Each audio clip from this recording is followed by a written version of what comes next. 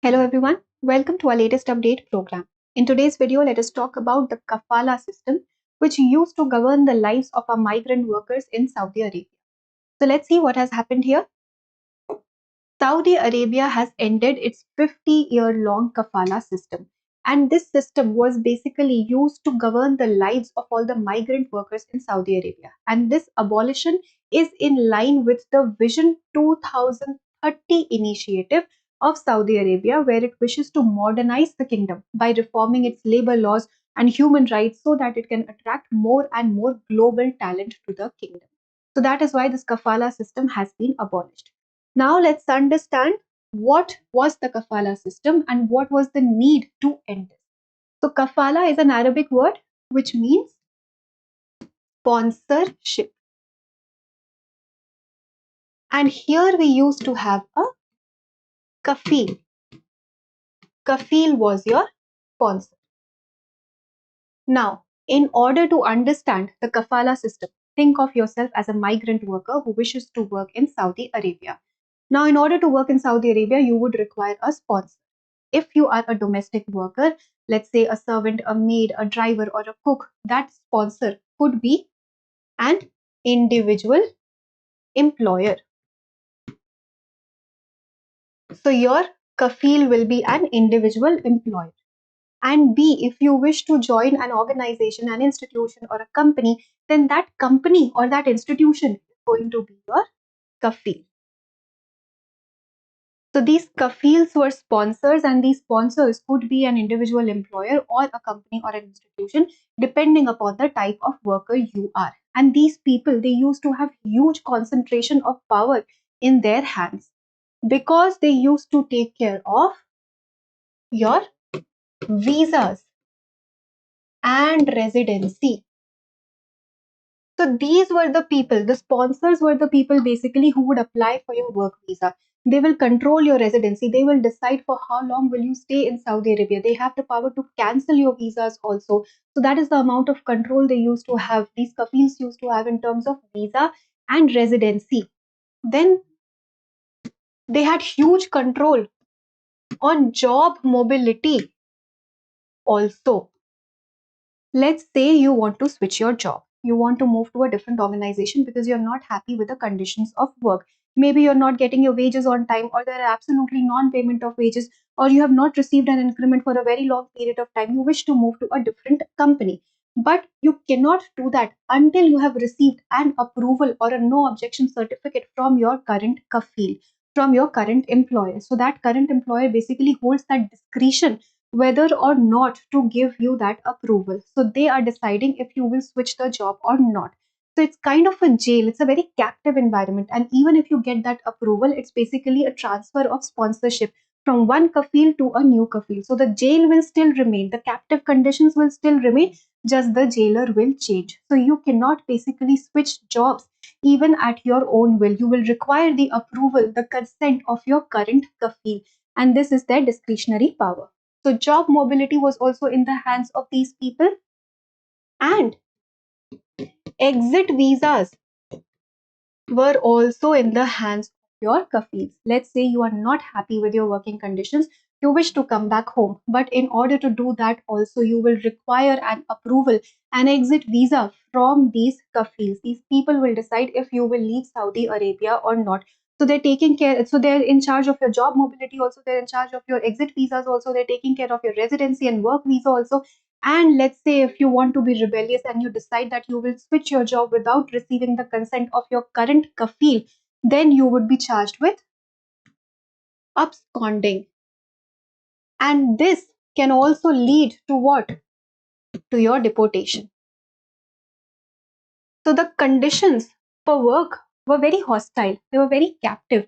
It's kind of like a modern slavery because you're not deciding anything for yourself. Whether you'll stay in Saudi Arabia is being decided by kafils. Whether you'll work in which company is also being decided by these kafils. So there's an over concentration of power in the hands of these people.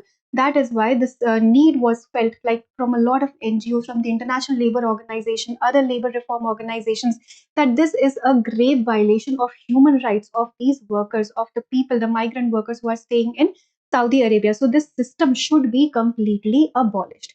That is why Kafala system after 50 years has now finally been abolished in Saudi Arabia. So let's talk about the reforms here. And this is going to be applicable to both the domestic workers as well as the private employees. And especially these domestic workers, these were the most vulnerable people because here they were at the goodwill of an individual employer. Their conditions could be even more unjust and inhuman. So such kind of reforms were very much needed. So the reforms here are that the control, the power is now going to be shifted to dedicated ministries of Saudi Arabia only. Like the work visas and everything will be taken care of these immigration officers and not by the kafils or dedicated ministry of human resources or even online portals like Kiva. So earlier, like these kafils, they used to be employers. It was a mix basically of an employer also, of your local guardian also, of your immigration officer also. But now these will be taken care of by designated channels and ministries of Saudi Arabia only. And proper online portals are also provided for digital transfer and electronic transfer or application of things to basically ease out everything and release the concentration of power from the hands of these people to a more government channel. So a government register contract is going to be signed between the employee and the employer. So the terms and conditions of work are going to be predefined in the contract. So as and when your contract ends, if you wish to move to a new company, you can just do that as soon as your contract ends. And even before that, if you feel that the situations are not in your favor, there is a situation of non-payment of wages or lesser wages are being paid to you, inhuman work conditions are there. So you can even breach the contract and move ahead because you will have proper legal facilities to do that. So proper contracts are there, proper government channels are there, proper online ministries are there so that this one-man army can now be moved to designated channels. So these are the reforms, but then there are certain challenges. So having reforms on paper is one thing, but implementation is a different game altogether. So the channels of implementation need to be designed, need to be properly enforced so that these reforms they can be enforced appropriately. What is going to happen with the violators? Will they be jailed? Will they be fined? What is the situation? All these things need to be designed and defined beforehand so that the violators can also be conscious of doing any such thing or be conscious of providing any loopholes, finding any loopholes so that they do not basically mistreat the workers who are working with them. So implementation is going to be a huge challenge here because you have these reforms on paper, but let's see what is going to happen with the enforcement and implementation of these reforms. But a good news is that finally, at least Saudi Arabia has committed itself to ending the kafala system and providing better human and just conditions to the workers. However, this system still exists in some other GCC countries in varying capacities. But for now, Saudi Arabia is committed to abolish it. So this was all for today's discussion. I hope you enjoyed it. Now let us practice a question for prelims.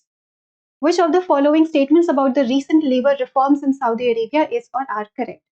1. Saudi Arabia has abolished the kafala or sponsorship system that restricted migrant workers' job mobility and exit from the country. 2. Under the new system, workers can change job and exit the country without requiring employers' permission. 3. The reform affects only domestic workers and does not apply to private company employees. Which of the above statements is or are correct? A. 1 only, B. 2 only, C. 1 and 2 only, or D. 1, 2 and 3.